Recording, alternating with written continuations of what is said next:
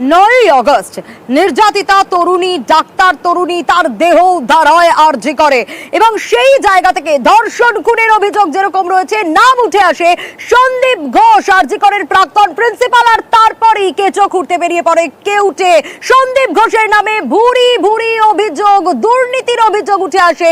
এবার সেই দুর্নীতির তদন্তে তৎপর সিবিআই, কারণ বায়োমেডিক্যাল সেই জায়গায় কিন্তু এবার তদন্ত, কারণ আরজি করে যে বায়োমেডিক্যাল রয়েছে সেখানে কতটা দুর্নীতি হয়েছে সেই প্রশ্ন কিন্তু বারবার করে উঠে আসছে। তাই আরজি করের বায়োমেডিক্যাল বর্জ্যের তথ্য চেয়েছে সিবিআই। বায়োমেডিক্যাল ওয়েস্ট দুর্নীতির তদন্তে সিবিআই আধিকারিকরা এ বিষয়ে আরো বিস্তারিত অমিতের কাছ থেকে জানবো।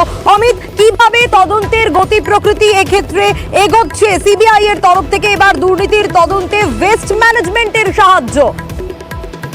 একেবারেই সিবিআই সূত্র থেকে যেটা দাবি করা হচ্ছে, ইতিমধ্যে তারা আখতার আলী, যিনি ডেপুটি সুপারিনটেন্ডেন্ট এই আরজিকর মেডিকেল কলেজের, তিনি একাধিক অভিযোগ এনেছিলেন সন্দীপ ঘোষ তৎকালীন অধ্যক্ষের বিরুদ্ধে। সেই অভিযোগের মধ্যে বায়োমেডিক্যাল ওয়েস্ট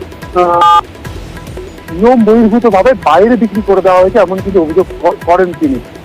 ইতিমধ্যেই আখতার আলীর বয়ান রেকর্ড করা হয়েছে। এবার এই বায়োমেডিক্যাল ওয়েস্ট কিভাবে বাইরে বিক্রি হতো বা যে নিয়ম বহির্ভূত বাইরে বিক্রি করার যে অভিযোগ উঠছে তারই সন্ধান চালাতে গিয়ে সিবিআই সূত্রে খবর বায়োমেডিক্যাল ওয়েস্ট ম্যানেজমেন্ট সার্ভিস অথরাইজের তারা সাহায্য নিচ্ছে। ইতিমধ্যে গতকাল এই সংস্থার তরফে এক আধিকারিক সিবিআই দপ্তরে এসেছিলেন, তারা বেশ কিছু নথি দিয়ে গেছে। সেক্ষেত্রে কি কি পদ্ধতিতে সরকারি হাসপাতালগুলোতে বায়োমেডিক্যাল ওয়েস্ট সংরক্ষণ বা নষ্ট করা হয়, এই ওয়েস্ট গুলো কি কোথাও বিক্রি করা হয়, বিক্রি করা হলে কাদের কাছে বিক্রি হয়, তাহলেই সরকার তরফে কোনো টেন্ডার দেখে কোনো এজেন্সিকে এই সমস্ত বায়োমেডিক্যাল ওয়েস্ট তুলে দেওয়া হয়, তারা কি সেগুলো সংগ্রহ করে?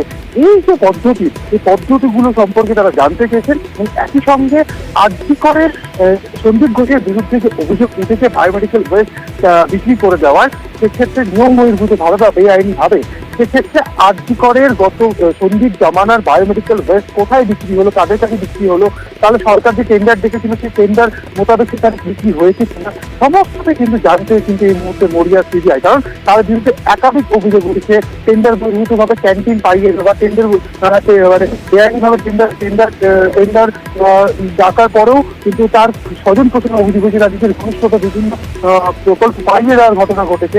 সেক্ষেত্রে বায়োমেডিক্যাল ওয়েস্ট নিয়েও তার বিরুদ্ধে অভিযোগ উঠেছে যে বেআইনি ভাবে সেগুলো বাইরে বিক্রি করে দেওয়া হয়েছে। সেক্ষেত্রে বায়োমেডিক্যাল ওয়েস্ট ম্যানেজমেন্ট সার্ভিস অথরাইজেশনের সাহায্য নেওয়া হচ্ছে সিবিআই তরফে। আচ্ছা, বেশ।